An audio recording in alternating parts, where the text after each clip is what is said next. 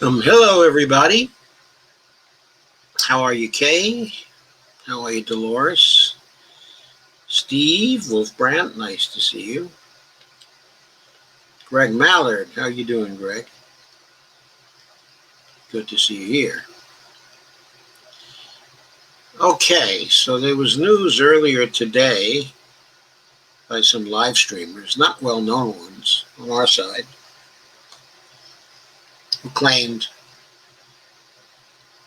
that there were just a couple more issues to resolve in the talks between Mnuchin and also Nancy Pelosi.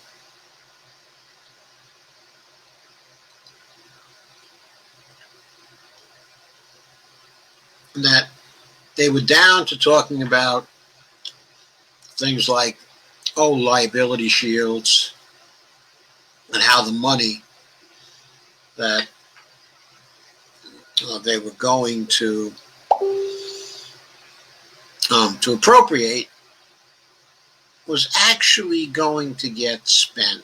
There are issues, of course, because the Democrats want to place controls on how the administration would spend the money in order to prevent the kind of thing that happened with the CARES Act. And so they're hassling over that now. These reports were coming at about 4 or 5 this evening. And there was supposed to be news coming in around 5 o'clock, further news coming in, which hopefully was going to be about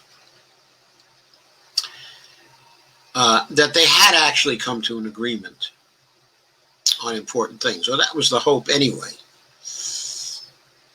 And if they hadn't come to agreement, then the hope was that there would, in any case, be some further news, like, continuing to negotiate. This is going to go on for some time. But there hasn't been any further news. So maybe they are close to agreement. That often happens when people are trying to hammer out something. And they're not quite there, but they're almost there. They spend a lot of time trying to do that. So that could very well be what's going on now. Let's review the bidding and see what's been happening here by reviewing certain articles that have appeared and that are basically telling the story. So let's share the screen. Oh, by the way, please share this, of course. I think I hardly have to say that.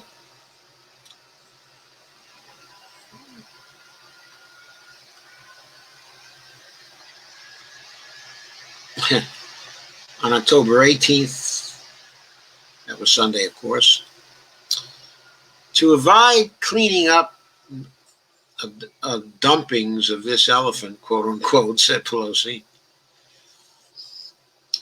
She gives the White House 48 hours to agree on a COVID-19 relief package. Now, that meant, of course, not that there was a 2-day deadline to actually produce a bill, but a 2-day deadline to have an agreement, an outline. And then, of course, there would have to be the better part of this week spent in actually writing the legislation, though Pelosi said, well, maybe even a finer agreement by this Friday in writing, and then another week to actually write the legislation. Well, if they took a whole other week to write it, that would never work. It wouldn't get done before October 30th, and I think really the realistic deadline for it to get done is October 30th, because then people are going to go break to be home for the election, and if it's not done by November 3rd, it's not going to be done afterwards. They're not going to care about it afterwards. Trump's not going to care about it afterwards. And for a deal to be done, pressure from Trump is vital, absolutely vital. And by the way, it's probably vital because as of this Friday, they're going to be confirming Amy Coney Barrett. They're going to be pushing her through. So, one might say, here's the deal. Joe Biden would probably say, here's the deal, because he's always saying, here's the deal. Nobody knows what he's talking about when he says, here's the deal. But let's go over to the article and start to check in with that. There's a picture of Nancy Pelosi. This was on Sunday. And she affirmed on Sunday Democrats in the House have told on Donald Trump and his negotiating team they have just 48 hours more if they want to secure a far-reaching COVID-19 relief package prior to U.S. elections on November 3rd. I think she was right about that. That is what they needed. The 48 hours would be up sometime tonight. With off again, on again talks between Pelosi and Treasury Secretary Mnuchin going on for many weeks and refusal of Senate Majority Leader McConnell to bring the House past HEROES Act to the floor for months, the Speaker told ABC News on Sunday morning that time was simply running out for a viable deal to be reached and passed before Election Day. So that's really the story on ABC's This Week. Ms. Stephanopoulos asked her, quote, if you don't get that agreement in the 48-hour deadline you set, what happens? And Pelosi said, here's the thing, the 48 only relates to if we want to get it done before the election, which we do. So,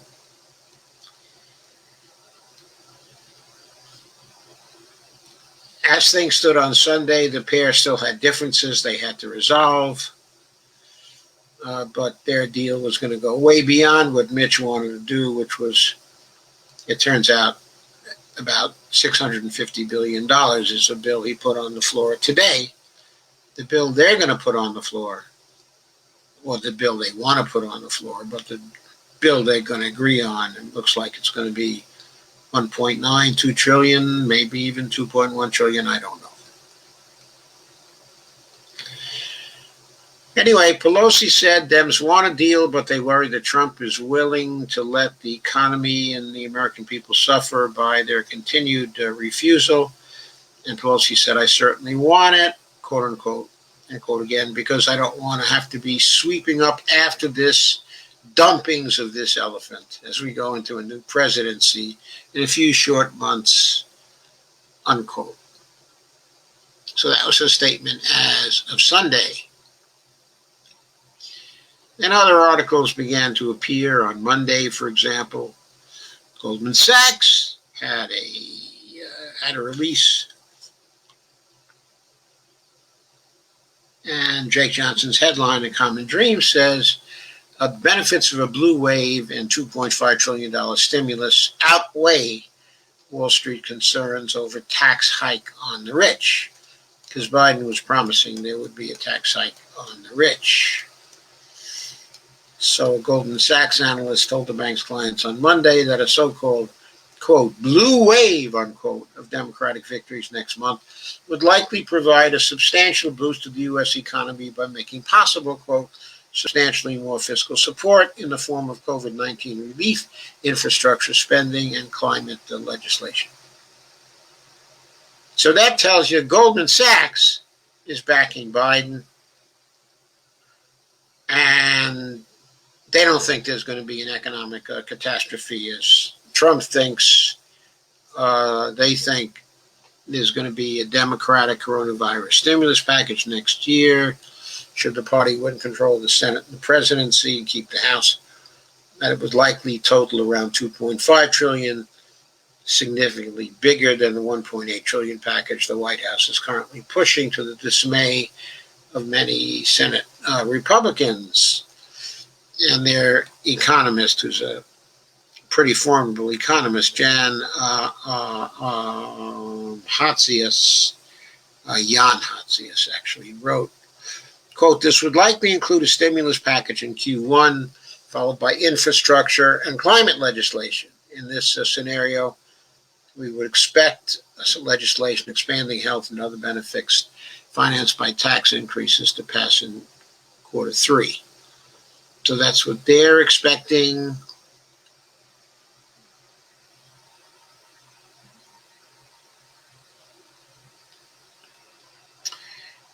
And Krugman here tweets about what the report from Goldman Sachs seems to look like. The analysis from Goldman Sachs, otherwise known as Goldman Sachs, which benefited handsomely from Trump's tax cuts and has continued to post massive profits even amid the pandemic, comes after the president claimed during a campaign rally over the weekend that Democrats would terminate our recovery. He said, "If you want a massive tax increase, the biggest in the history of our country, quote, and one that will shut our economy and jobs down, unquote, vote a Democrat," the president wrote. So he's doing his usual bullshit. Moody's has estimated that a Biden presidency, and this is actually Mark Zandi, whose models are sometimes pretty good, has estimated that a Biden presidency would likely create 7.4 million more jobs than another 4 years of Trump. Since I don't know how many jobs were predicted based on another 4 years of Trump, I don't know what that means exactly. But probably somewhere 15 million new jobs over the period, something like that. Anyway, quote, "The economic outlook is strongest under the scenario in which Biden and the Democrats sweep Congress, fully adopt their economic agenda." Mark Zandi and Bernie Yaros wrote last month, quote, "Trump has proposed much less expansive support to the economy from tax and spending policies," unquote. So Goldman Sachs and its analysts are obviously on the side of Mr. Biden. I forgot to share that, sorry. Anyway, going to the next one, we're looking basically at the progression of the news as time goes on. There was a poll, holy poly. As deadline for COVID relief deal looms, poll shows voters support a $2 trillion stimulus by a 51-point margin. It would have been interesting had they asked the voters in this survey, how about a $3.5 trillion stimulus? Do you support that? Anyway, the survey, which was done by the New York Times / Siena College poll, showed that, oh, by the way, the article starts off by saying, with the agreed upon deadline, I'm sorry, who was this by? This was by Jake Johnson.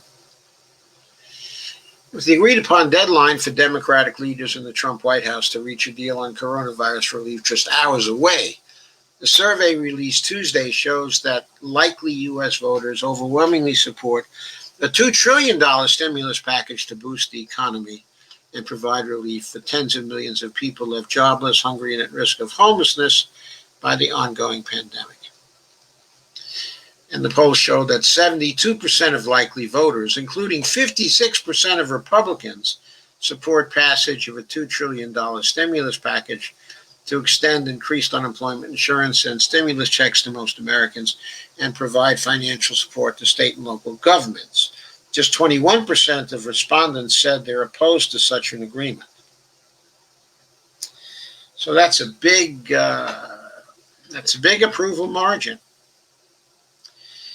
The survey results, which also shows strong support for a public option in health care, and a $2 trillion climate and infrastructure package, come as House Speaker Nancy Pelosi, Democrat California, and Treasury Secretary Mnuchin are working to iron out their differences on coronavirus relief legislation that broadly aligns with the plan outlined in the new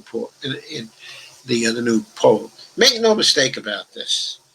This is not stimulus legislation. It is relief legislation. Without it, our economy is going to collapse over the next 3 months. And by the beginning of the year, if not before, we will be in a bona fide depression. You can take it from me. There will be no money out there so that people can pay their bills and so that they can consume. More and more people will be on the streets. There will be nothing happening with respect to jobs because the spread of COVID is increasing in the United States and more people will stay home. Too dangerous to be out there. As it stands, the compromise package would provide a $400 per week federal boost on unemployment benefits. Of course, that's not really that great, but added to the states, $250 a week on the average. That's $650 a week on the average. So that's something like $2,700 a month, $2,750 a month on the average for as long as it lasts. That is a lot better than only about $1,100 a month, based on the $250 average provided by states, and that assumes that the states would continue to supply that. If people are unemployed for too long, of course, the states do not continue to supply that. But anyway, it includes, besides the $400 per week, $300 billion in aid to state and local governments, and another round of $1,200 relief checks to most of the U.S. adults, as well as an additional $1,000 per child. $1,000 per child, I think, is pretty big. If you've got a family of 4 and one person, is unemployed, then, and they have 2 children, so that means besides the $1,200 relief checks, that $2,400, the family would be getting another $2,000 for the children. So that's $4,400 a month. That, is pretty good. If one of the partners is still working, one of the family is still working, then that family might not be too bad off and might be able to make its bills, depending on the kind of job that the unemployed person in the family had before. So, most popular ideas in America currently, tweeted Eric Holthouse, another stimulus, 72 to 21%. Public option healthcare, 67% to 25%. The 2T investment in renewable energy, which is the Biden plan, 66 to 26%. And he tweets, that America's ready for bold climate action. We will not go back to business, as usual. Well, there it is. That's what the polling is showing. Pelosi set a Tuesday night deadline for the two sides to come to an agreement that would be able to pass both chambers of Congress before Election Day, which is just 2 weeks away. White House Chief of Staff Mark Meadows said Monday that the deadline is certainly welcomed by us.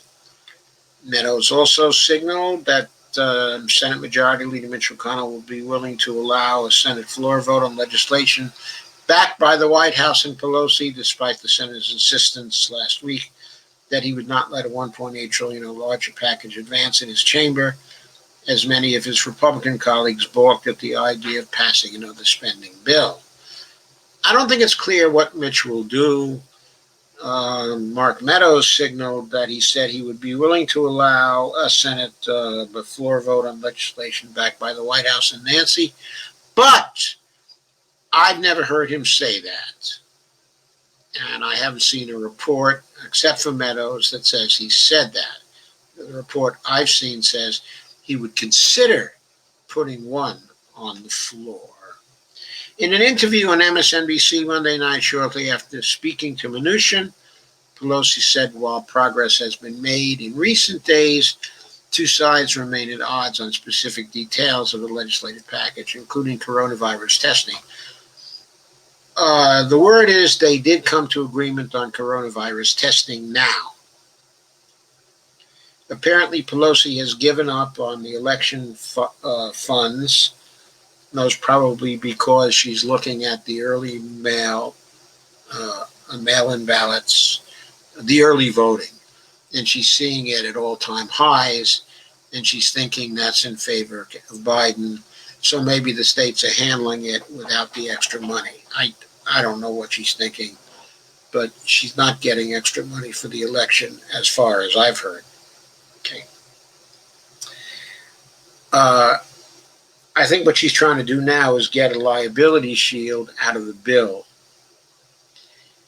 because that is absolutely unacceptable, of course, to Democrats. That's just outrageous. Of course it's unacceptable. And then what she's probably also trying to do is to get some more money for state and local governments so she can come back with that to constituents. Anyway, she said, of the negotiators today, at last, finally, they've come to the table. We're going to get something done. So I've tried to make tomorrow a time where we would exchange all our differences of opinion. Let's make a judgment. We may not like this or we may not like that, but let's see on balance if we can go forward. Economists and progressives have warned that failing to approve additional coronavirus relief before the November election would be disastrous for the millions of people across the U.S. who've lost their job and seeing their incomes plummet drastically due to the coronavirus crisis and resulting economic collapse, which is showing no sign of letting up. That is a false statement. Yes, they've lost their jobs, but the reason why they've seen their incomes really plummet drastically is because the original CARES Act, the compromise negotiated by Pelosi for that, had a time limit on it. The time limit expired at the end of July. It was over by the end of July. She should never have negotiated that. She should have negotiated a deal which would have made the help at least go through January or February of 2021. I think she should have actually had it go through for a year after the crisis was over. She should have made them commit to providing the support for the duration. That was so important. She failed to do it. She botched that up. It's on her. That's why she's been fighting so hard for this one. Ro Khanna said, millions of real people's lives are at stake, unquote. This is the time for us to act. He said this to Common Dreams last week. Okay. So that's that share. And that was the context for the negotiations today and for her thinking today that they were perhaps on the point, of an agreement. All I have to say is if they do come to agreement, they better get the bill written by Sunday. If they want to get it passed, they have to have it written by Monday next, which is the 27th. And they need something else too, and we'll get to that in just a moment. But first, we're going to share the screen again and go into Dave Dayen's column today because it's a really good one, though I don't agree with it. It's a really good one. Dave may be right. He said, deadline day for pre-election stimulus comes and will go. That's the headline, October 20th, 2020, by David Dayen in the American Prospect. And there's a homeless encampment in Philadelphia, Pennsylvania. Lives are at stake with the failure to provide federal relief in the middle of the coronavirus recession.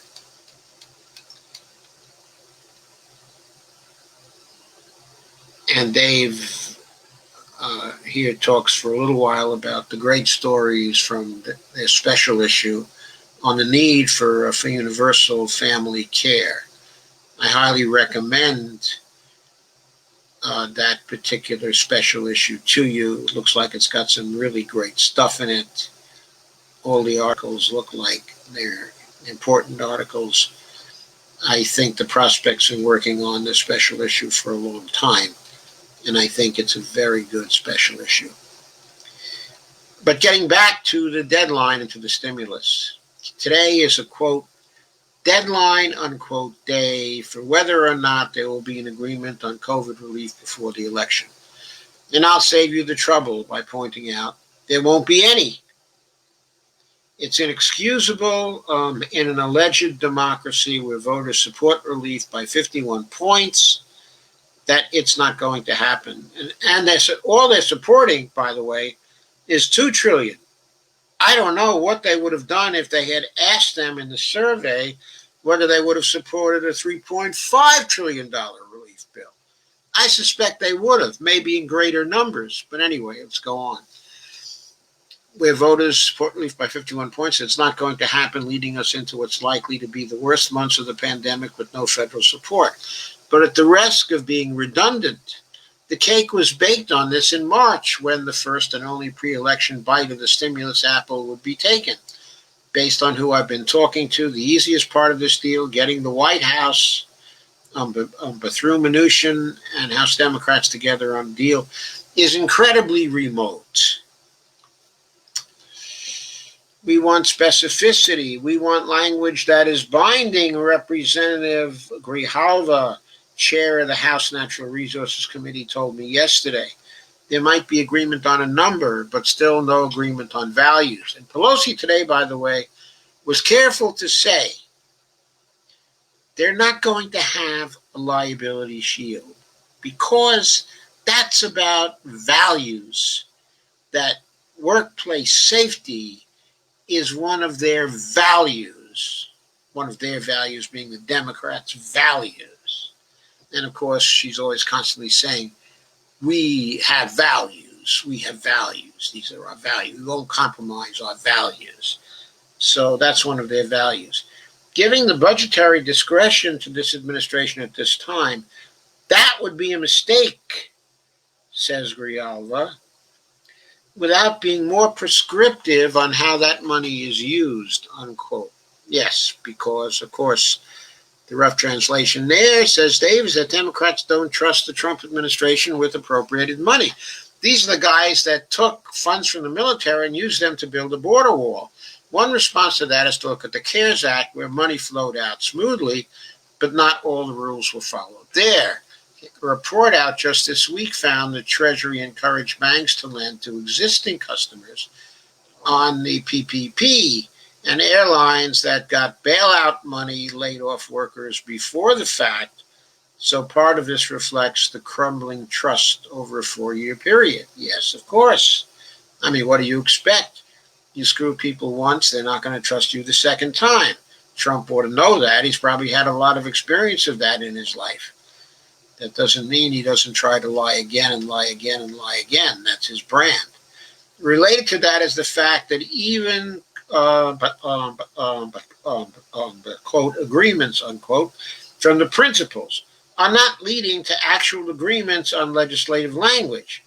This Jake Sherman thread shows how simple things like money for transit and community health centers has been deadlocked with Republicans' resistance to sign on to things agreed to by Mnuchin.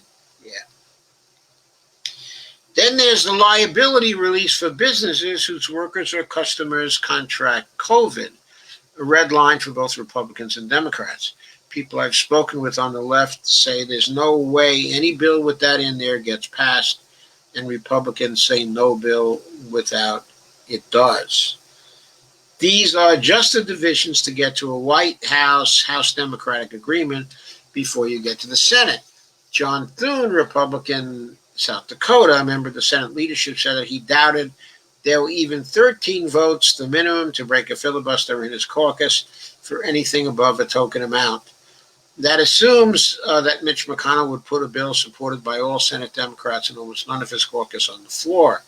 There are a lot of stupid semantic games around McConnell saying he would, quote, consider, unquote, a White House agreement. Everyone knows that doesn't mean anything and certainly doesn't mean a guaranteed vote. Even the most deal-friendly Democrats like Ro Khanna understand that Mitch is and always was the roadblock.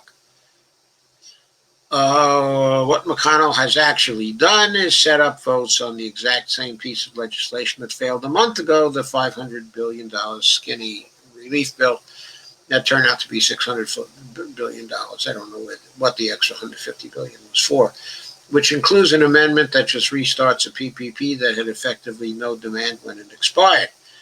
Today, actually, just the PPP restart will be voted on as an amendment, and it won't even be a vote to pass it, but a vote to table the amendment.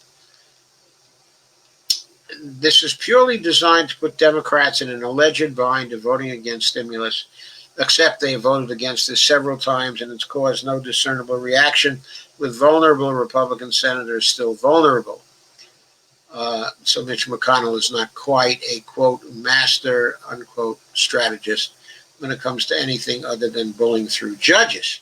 Speaking of which, yesterday, Chuck Schumer offered a sample of what Democrats could do to crank the Senate floor to a halt to slow down an Amy Coney Barrett confirmation, though not as much as they could have. Schumer forced a vote on a motion to adjourn, with a caveat that the chamber would come back in the event of a stimulus package, and a Congressional Review Act vote on the Trump administration banking regulation. This is within the power of the minority, and it did force votes, though they failed. Republicans had 4 absentees yesterday, meaning that a quorum call would have put the chamber into purgatory, at least until McConnell could rustle up 51 senators. But Schumer did not opt for that. So there is Schumer playing losing ball again. Losing ball. That's Schumer, Mr. Losing Ball. While McConnell is trying to set up his votes to block any amendments to his useless skinny relief bill, Schumer did start a process to put the House-passed HEROES Act onto the legislative calendar. Senator McConnell is using a very complicated procedure to try to block any attempt from Democrats to call this vote up. There will also be a roll call to go back to executive session to keep the Barrett nomination on track, making any of these votes on stimulus kind of moot. If McConnell doesn't have all his members today, it would be a good day to test out the quorum call option. The inevitability of, I don't know whether Schumer tried that today. It would be interesting to see. The inevitability of lack of relief does not make it any less tragic. Whatever savings low-income people manage to build up with CARES Act relief will be gone well before any other help arrives, and another pandemic surge deeply complicates matters. Even if the country goes back into lockdown, habits will change enough to dampen spending on any group-based activity. Many of the few still extant relief supports expire at the end of the year. I've already said enough about how this was guaranteed by political decisions made long ago, but I'll just say that it's disgusting to now have a man-made depression on top of the pandemic-made one. Yes. And that makes the point. If there's no relief, there will be a depression between now and the end of the year. They've gotten away with calling what's happened so far a recession because even though economic activity has slowed down, even though unemployment has been very, very high, the spending indicators of a depression are not there because of the CARES Act relief, that $2.2 trillion that went into the economy in some way. That had the effect of keeping spending up there and also having people put aside some savings for a rainy day, which has now come. So because of that, we have not seen a full-blown depression. just something getting awfully close to it in many of the indicators of a depression. So, we're very likely to have a depression now. I think we can all expect it. It is reasonable to expect it. Except, I don't agree with Dave Dayen that it necessarily has to come because it's impossible to get Mitch to the table. And you know why I believe that. Um, I believe it because whether that happens or not will be due to Trump. Trump has the power to withdraw the Amy Coney Barrett nomination for a few more days. If he is smart enough to do that and say to Mitch, you don't get that nomination back till you pass a relief bill.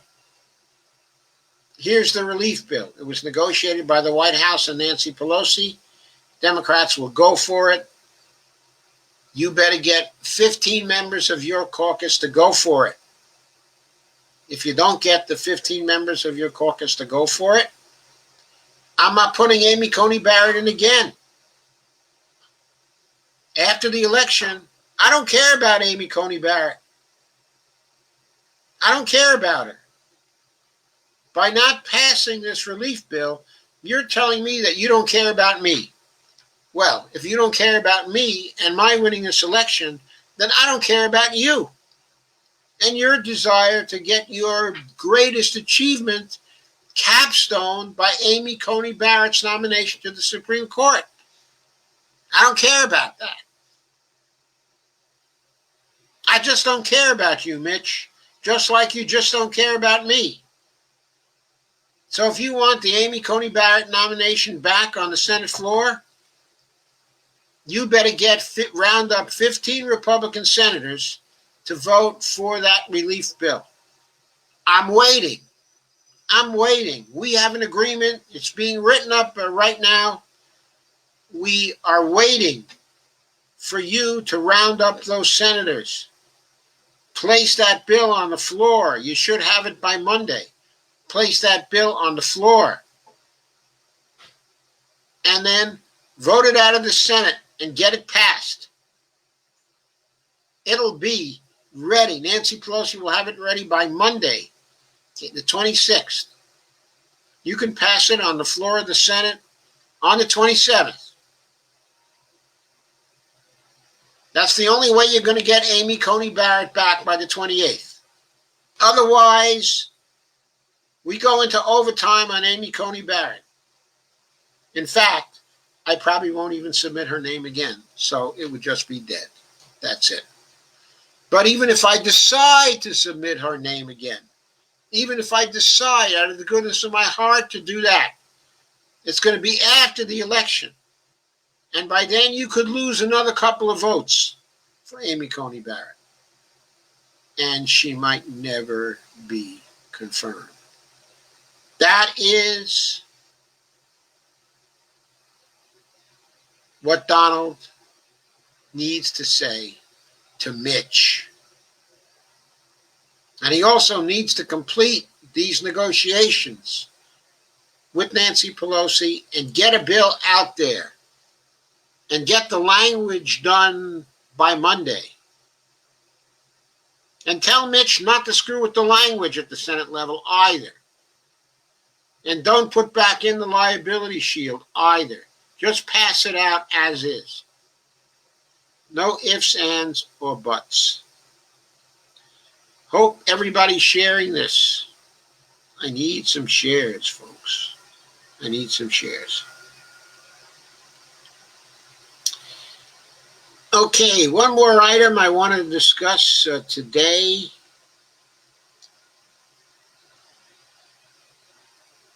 Before I go to your comments, and that is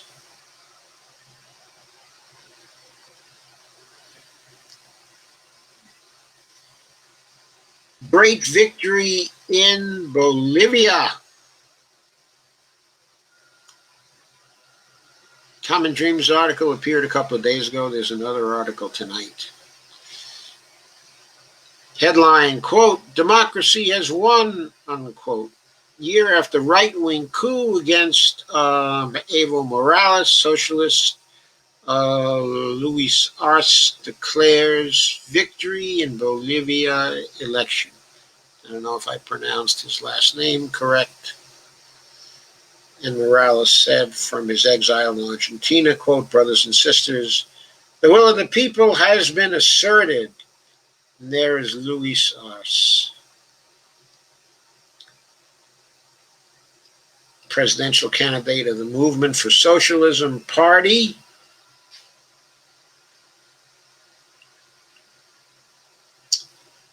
He declared victory. He got 52.4% of the vote, and former President Carlos Mesa came in a distant second with 31.5%.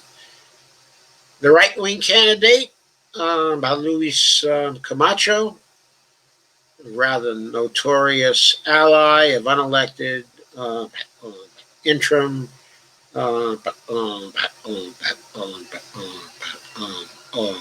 President Yanin Áñez, won just 1% of the vote, according to the survey. Now, the question is, will the right wing give up power or not?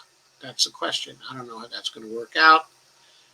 The Washington Post reported, quote, if the exit poll numbers, which are very accurate down there, are confirmed by the official count, which was being tabulated slowly late Sunday, it would be more than enough to avoid a November runoff and claim an outright victory.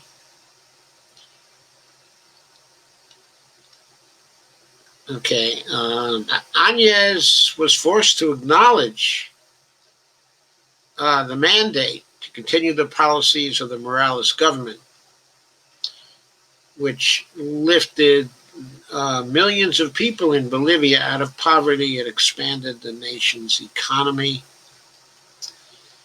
And of course, there's a wonderful celebration that's going on down there. And you remember the coup. It was stimulated by the Organization of American States, undoubtedly with the plotting of the U.S. They leveled baseless allegations of fraud by Morales, who eventually was forced to resign and flee the country under threat by the military. The coup sparked a wave of indigenous-led protests that were violently repressed by the Bolivian military and police forces.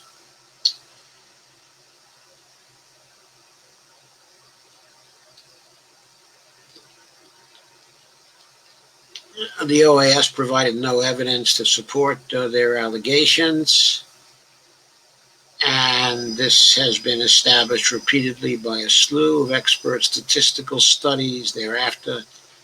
That's quote from Mark Weisbrot, co-director of the Center for Economic and Policy Research. Quote from what he wrote last month. And so that was the first article.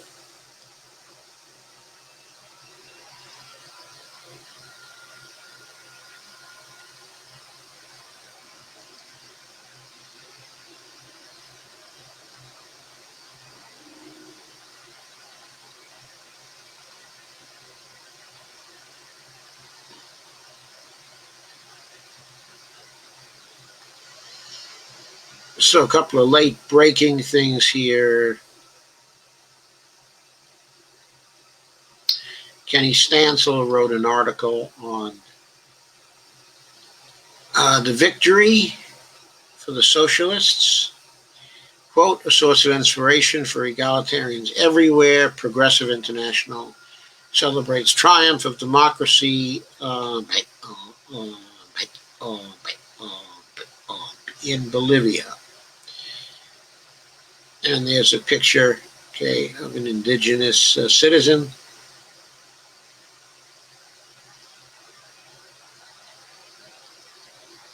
And I'll briefly check that out to see if there's any more news other than what I've given you already.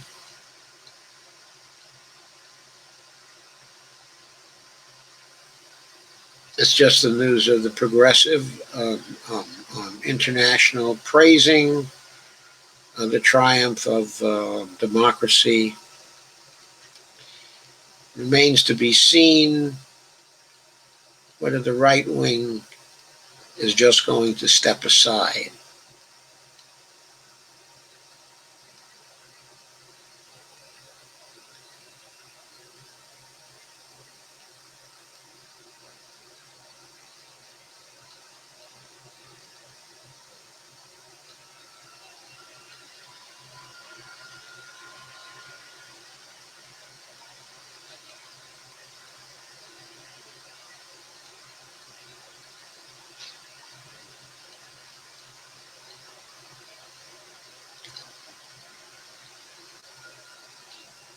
So the delegation from the Progressive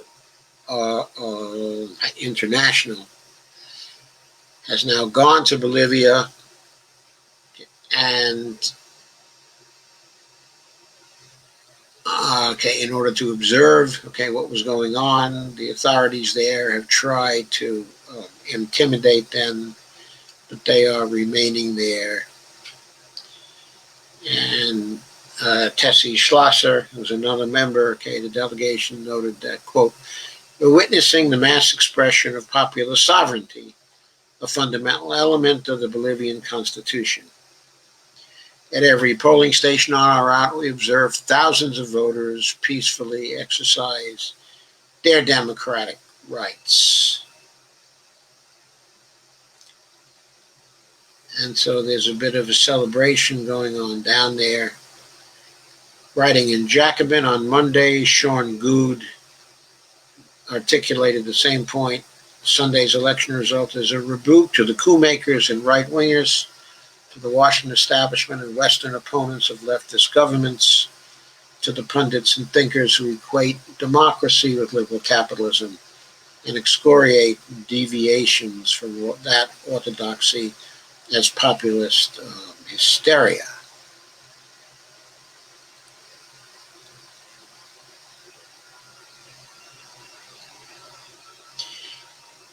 And Good wrote, Massa's crushing victory is one of the few big victories democracy has won in recent years.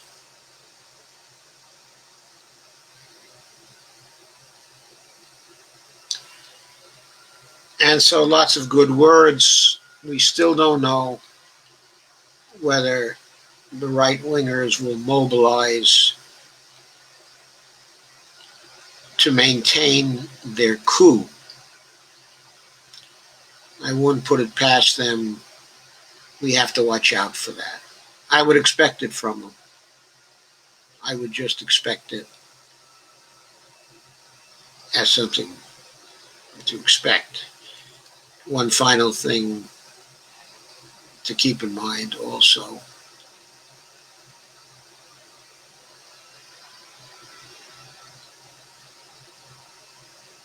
I'll share the screen again for this one.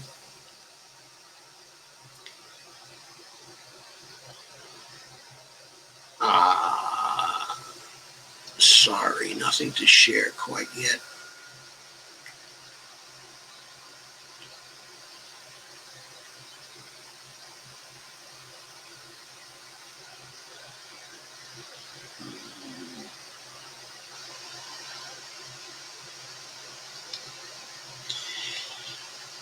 Okay, this last one is on the headline from today, October 20th.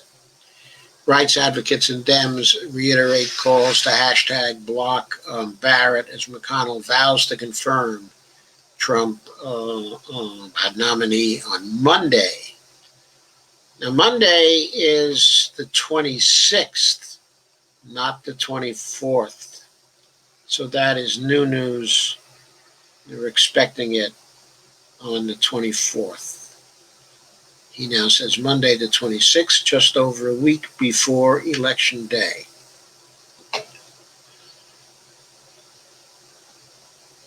With regard to the Supreme Court Justice, we'll be voting to confirm Justice to be Barrett next Monday. the Kentucky Republican said during a weekly press conference, according to The Hill. The outlet reported that he's expected to tee up Barrett's nomination Friday, a day after the Judiciary Committee is expected to sign off on her nomination. So that's expected on Thursday, the 23rd. The Senate will then hold a procedural vote Sunday. After that, senators could still debate her nomination for an additional 30 hours.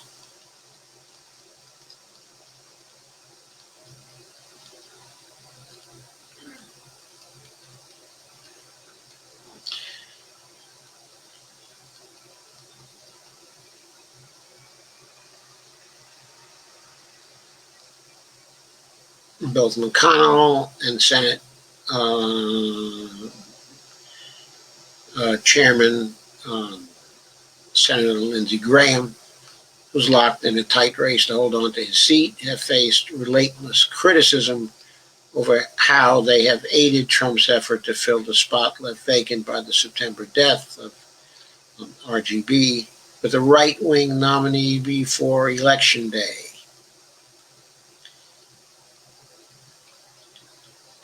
And lawmakers and activists and thousands of lawyers have warned that rushing to confirm Amy Coney Barrett will cause irreparable damage to the public's faith in the Supreme Court, the rule of law, and our democracy. They've also taken aim at Barrett, calling her a threat to fundamental rights. Quite simply, the Alliance for Justice said the fate for the next 50 years of civil rights, the rule of law, and legitimate democracy is at stake. We will fight this nominee with everything we can. This injustice must not come to pass. Hashtag block Barrett. Our civil and human rights are at risk. Our court. During a virtual town hall on her nomination Tuesday, Vanita Gupta, President and CEO of the Leadership Conference on Civil and Human Rights, declared that Mitch and Graham insult Justice Ginsburg's legacy as they recklessly pushed through his Supreme Court nominee. She accused the pair, plus the rest of the Senate GOP and the president, of refusing to listen to voters, noting millions of Americans have already cast their ballots for the November election. Voters know health care is at stake. They know Roe v. Wade is at stake. They know voting rights, civil rights, LGBTQ rights, and so many more are at stake. It is truly reprehensible to move forward before the next president is installed. And so there you have it. Lots of comments like that. Lots of opposition like that.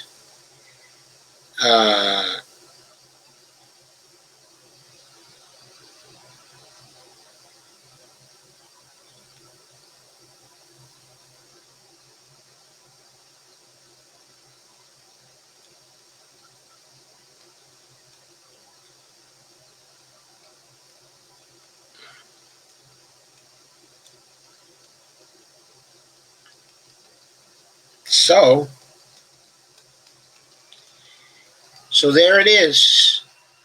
That's basically the story.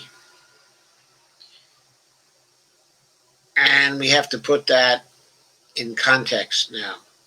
That is to say, if Trump does not pass the relief bill, he loses, and a whole bunch of Republican senators also lose. A whole bunch are going to lose. It's going to be a slaughter. On the other hand, if he tells Mitch to stand down on Amy Coney Barrett by withdrawing her nomination so there can't be a vote on her until after the election, okay, and if he tells Mitch, you don't get her nomination back, okay, until you pass the relief bill, then it's possible that during the period after the election that she may not be confirmed and Trump may not get the justice that he thinks is going to vote for him in a case before the Supreme Court, that he might not get the justice who might once again make him the President of the United States. So there we are. There's a little dilemma for Mr. Trump. If anybody's bothered to suggest to him that he could coerce Mitch into passing a relief bill by blocking Amy Coney Barrett, by withdrawing the nomination of Amy Coney Barrett. So, here we are. I will now go to your comments. Steve Wolfbrand says, I'm trying to watch the World Series at the same time. I'll be in and out. And Dale Weaver says, good evening, everyone. Good evening, Dale. And so Dolores Pierce says, Turtle McConnell is in the way. Trump needs to put Turtle in his place. Oh, I thought he was a frog. And Greg Mallet says, McConnell has always stood in the way of anything. He needs to go ASAP. And Kay says, don't insult poor turtles. Laugh out loud. Moscow Mitch is better. Laugh out loud. And Steve Wolfbrand said, I guess even Stephen DeVore is back home. I hope he's more comfortable and got his vape back. I wish him well. Seems like a very good man. I wish him well, too. Carmen says, hi, Dr. Joe and friends. I'll hang out till Wi-Fi drops. Couldn't get notification for this on Avril's phone. Oh, sorry, Carmen. I got to make sure to invite you both. I thought I did invite you both, but maybe not. I was inviting an awful lot of people.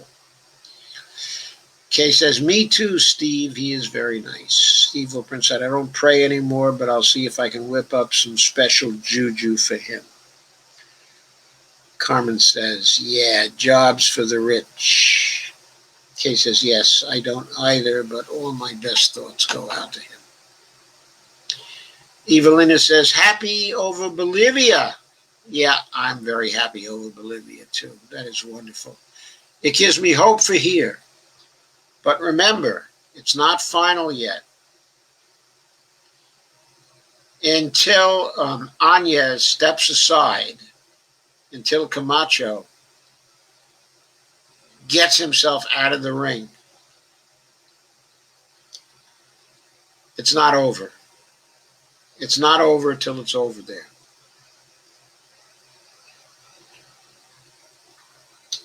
Kay says, yes, me too, Evelina says, yes. Coup got beat by democracy. Evelina says, how are you, Greg? Steve Wolfbrand said, share to 20 groups. Thank you, Steve. Steve Wolfbrand says, BRB. Evelina says, how are you, Greg? Avril says, food banks are already giving out less and less every week. Yeah, the food banks are getting in less and less. That's why they're giving out less and less. People are hanging on to the food for themselves because they're not sure there's going to be any more food next week. Kay says, can't believe any of the GOP. Of course not. Ann Avril says, 69,000 new COVID cases reported on Friday. Yep. Kay says, Ohio was worse than we ever were. From what I heard today, shake my head. Lots of anti-maskers here, sadly. Last time, second wave of the Spanish flu was worse than the first. Kay said, yes, I know. My one grandpa died in that one. Evelyn says, hopefully they will have a vaccine available before the end of the year. They'll probably have a vaccine before the end of the year, Evelina, but I don't believe it'll be available. Evelina says more than one, actually. Yes, I don't believe any of them will be available, will be produced, and will be safe, and will be available. My honest opinion, based on the various things I've read and the various opinions, is I don't really expect it to be available for me and for other seniors until next summer. I'm looking at next summer. I'm steeling myself for not going back to normal until next summer. Kay says, our sick care system, quote unquote, system sucks in way too many ways. Kay says, if we had single payer, the government would have a vested interest in making people healthy instead of keeping us sick to make more money. That's true. However, says at least one of the judges blocked Egal's move to remove food stamps from thousands of people. Yes, I saw that. That was excellent news. Evelina says, losing balls, more like it. Laugh out loud. Steve says, I live within a 5-minute walk to Dodger Stadium. I can hear my neighbors screaming hysterically. It's very exciting. It used to be that way in Flatbush. Flatbush. They were right in the middle of the city, surrounded by fans. I mean, some of them lived so close you could see into the stadium. And when they were in Ebbets Field in Flatbush. I can hear my neighbors screaming hysterically. It's very exciting. McKay says, stocks have been going up in the mornings, just to fall in the afternoon in the last few days. Howard says, now you already know Trump isn't smart enough to withdraw her nomination. He wants the evangelical vote. Well, he can have the evangelical vote, or he can have the vote of some people who really want a stimulus badly and would be great to him. But looks like he can't have both, right? Steve Wolfbrand said, you got to cover the corrupt Biden crime family's Hunter's laptop scandal. Dude is dirty AF, maybe child porn on that thing. I got to cover that. I think everybody's lying about it, Steve. Who's going to be telling the truth about it? It's so infused with politics. Nobody's going to be telling the truth about it. I don't think I could disentangle the truth about it. I mean, why would I cover it? What's important to people right now is the frickin' stimulus bill, whether that gets through. Millions and millions of people are hanging on that stimulus bill. If there's no stimulus bill, we go into a depression that's going to be worse than the 1930s.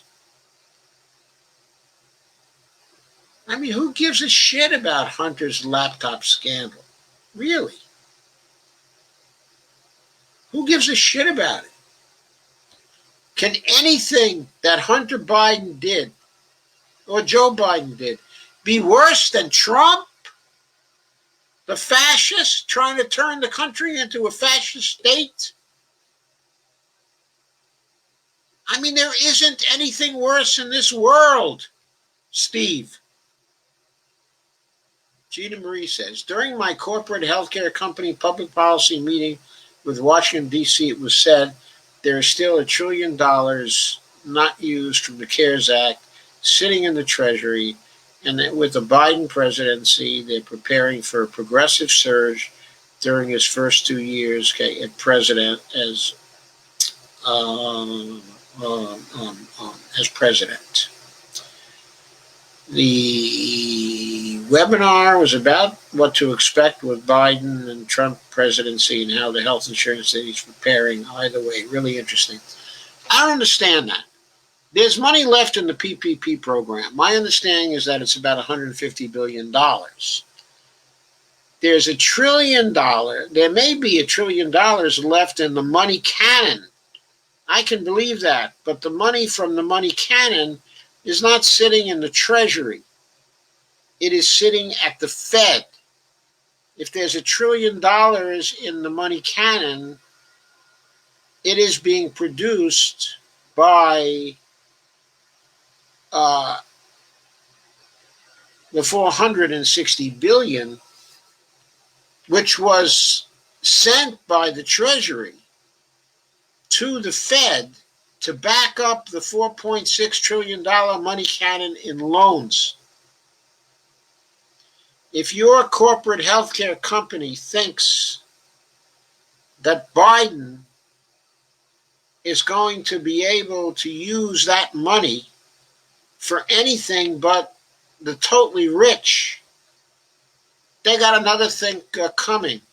And as far as the 150 billion from the PPP that was there, that was originally supposed to be used for small companies, the loan terms that they were offering were onerous enough that no small companies were interested in them.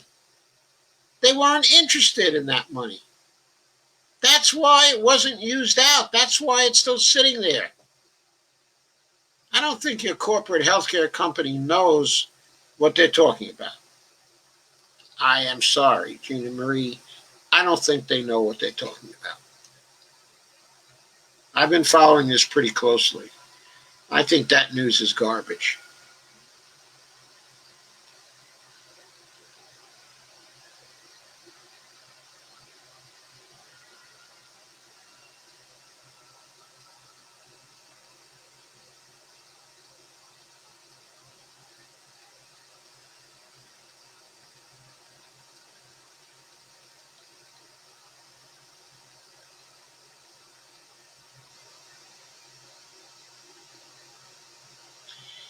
Alva said it's garbage. And Gina Marie said they also said Amy will be confirmed this Friday. Mitch just said today she will be confirmed on Monday, the 26th, as I just read. And Steve says Biden is corrupt. Yeah, I know Biden is corrupt. What else is new? Is Trump not totally corrupt? Of course he is. We got corrupt versus corrupt.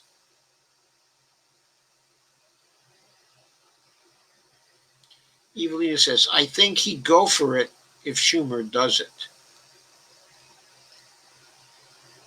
Who would go for what if Schumer does what? And Gina says, shared less than 3. Well, thank you, Gina, for however many you shared. Less than 3, more than 3. Thank you for the effort. Evelina Pont says, but Pelosi, rather. I see, Pelosi. Yes, Pelosi. And Steve Wolfbrand says, Viva Mas, Viva Evo. Yes, Viva Evo. Evelina shared, and Evelina says 64% of the vote in La Paz and Cochabamba. Steve says, a lot of fucking Nazis down there, real descendants of Nazis, seriously, still speaking German. I know. No, they're in Bolivia too. No, they're in Bolivia too. I think Camacho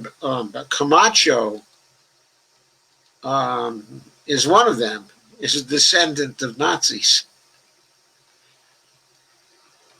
Evelina says, lots of Nazis in the States, even though they don't speak German. That's true. And lots more fascists than Nazis, than out-and-out Nazis. Alvo says, so can Evo go home now? It's still not safe. Evelyn says, entire southern cone, Chile, okay, and Uruguay too. Personally, never met Argentines that still speak German. Kay says, I think he can, Avro. Evelina says, not quite yet. I don't think Evelina says he still requires guarantees, not in place yet. Oh, okay, Dr. Joe, it's not safe for Avo then. Well, I'm worried about Avo, but it's not safe for Luis Arce.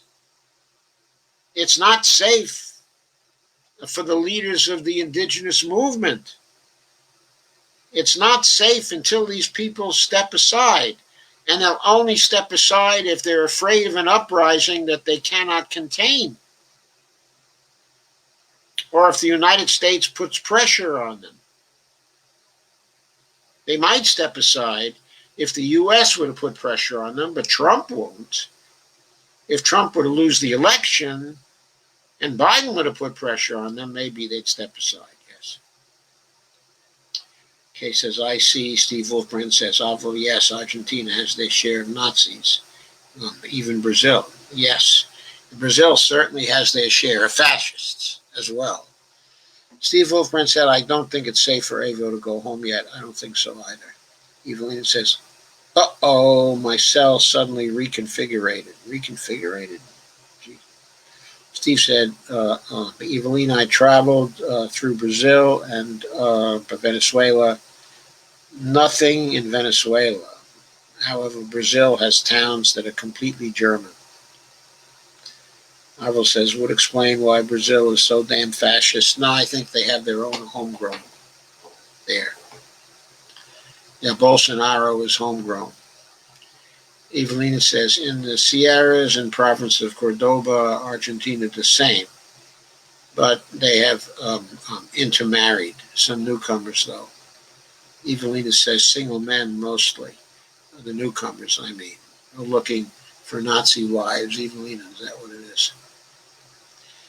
Evelina says that the victory by the Bolivians means hope for the entire region. I agree. It means hope if it can be carried through. It's very, very, very significant. Kay says, Hunter isn't running for president, his dad is. Steve says,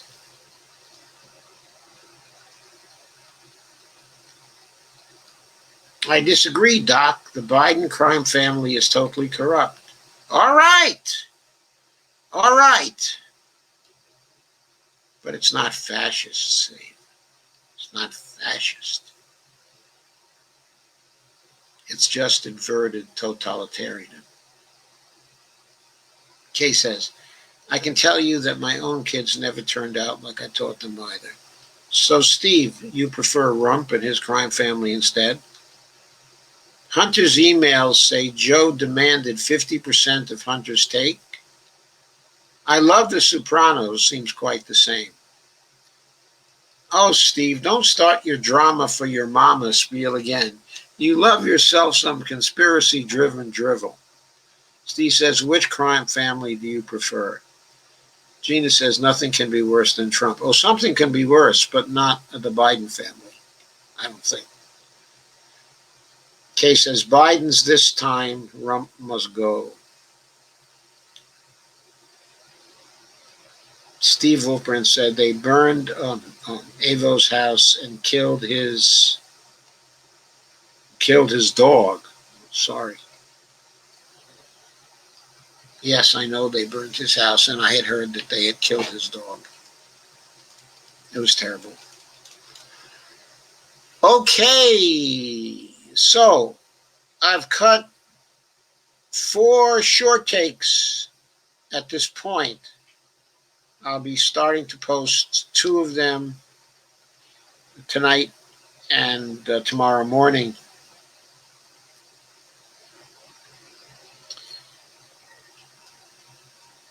And I'll be cutting some more. I'm not through for the week as well. So watch out for those short takes.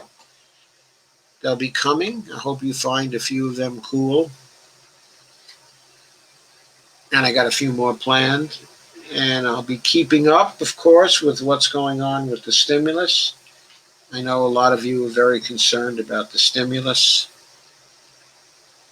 Or I should say the relief bill, because it is a relief bill. It's not a stimulus. The most it will do is provide relief. okay, until we can go back to our economy. We're not going to be able to get a stimulus until then. There's no stimulus that can restore this economy right now. Because job one, the only job till we get control of it, is COVID. Now, we could have opened up the economy if we had acted like the New Zealanders or Taiwan or China, okay, or a number of other nations like South Korea, Australia. If we had been ruthless about it, we could have opened up the economy by now. We did not do it. We did not sacrifice when we needed to sacrifice. We were not firm about it. We did not force the anti-maskers to mask. We did not support people while they stayed home. We are paying the price. And we won't have a stimulus bill until we have an economy again. We won't have an economy again until we've contained the COVID virus. We don't necessarily have to have a vaccine. We can finally do what we should have done in January of last year and take control of this. But I don't see any disposition to do that. I don't even know if there'll be a disposition to do it when Biden comes in. I don't know if he has the guts to do that. And Deborah Wilson says, love the short takes. I was just really busy while I listened tonight. Sorry I didn't chime in. That's all. Okay, Deborah, take it easy. Glad you're here. Kay says, thank you all for another great discussion. These make my day. And Steve says, we can't disagree but agree to remain friends. You bet, Steve. You bet. You bet. You are one of my favorite people. You really are. I really enjoy having you here. And I enjoy your commentary. Doesn't bother me a bit. Alvaro says, Death Santis opened Florida, and I'm paranoid as hell. Steve says, we love you, Kay. Yes, we love you, Kay. So good night, everybody, and I'll see you tomorrow night at 9 o'clock, and I'll have some short takes for you in the interim.